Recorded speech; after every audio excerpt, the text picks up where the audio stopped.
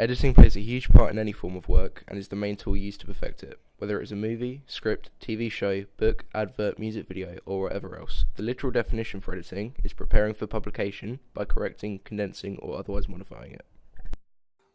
Big man in a suit of armor. Take that off, what are you? Genius, billionaire, playboy, philanthropist.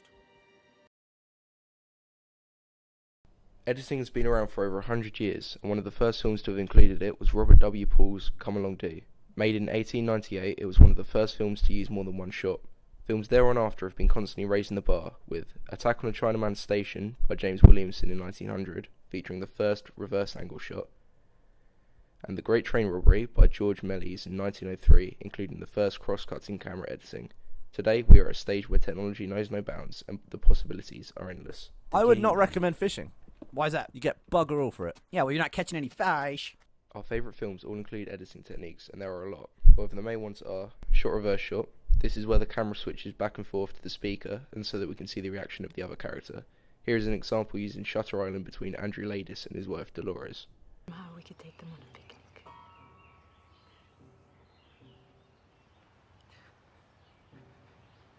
If you ever love me, Dolores, please stop talking. Eyeline match. This is simply where we see a character looking at something off screen and then it cuts to what they are looking at. The character's eyeline must match to what the item is, or else it simply wouldn't make sense. For example, in Thor, where he's talking to the Ice Giant King. Match on action. We see a character start an action in one scene and then it continues over into the next. Here it is shown in Django Unchained at the Candyland shootout scene.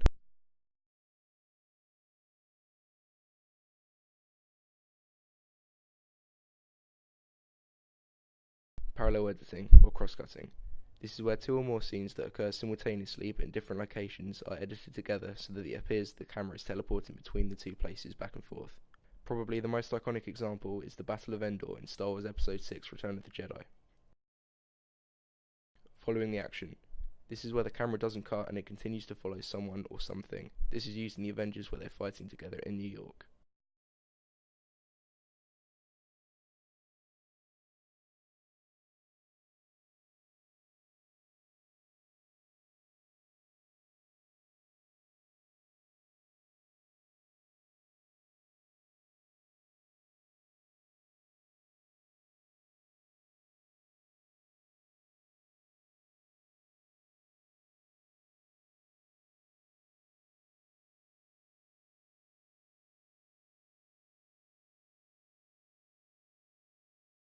Classic Hollywood editing, or continuity editing, which was developed by D.W. Griffith in films such as Intolerance, is used to make the cuts appear invisible and instantaneous. This can be achieved by other devices that we've already covered, such as shot reverse shot and eyeline match. If successful, continuity editing should not draw attention to itself or interrupt the narrative. The maelstrom of physical and chemical chaos. The world is 4,000 years old and can only be the product of intelligent design. That's horseshit. Some classic Hollywood traits are the 180-degree rule, where the character should only be filmed from a 180-degree perspective or from the same side. If I'd have known this was going to be the last time me and Bubba was going to talk, I'd have thought of something better to say. Hey, Bubba. Hey, Forrest. Some others are eyeline match and shot reverse shot. If the 180-degree rule is broken, then it's called crossing the line. A transition is a technique where shots are combined. Most films will include other transitions, usually to convey a mood. Other transitions may include dissolves, L-cuts, fades, match cuts, and wipes. Again, a very iconic example of wipes are the ones used in Star Wars.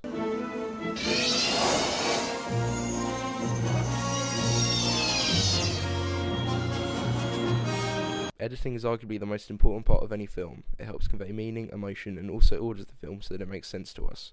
Without editing, it would be much harder for the film to get the message across to the audience regarding what it is or what it is about,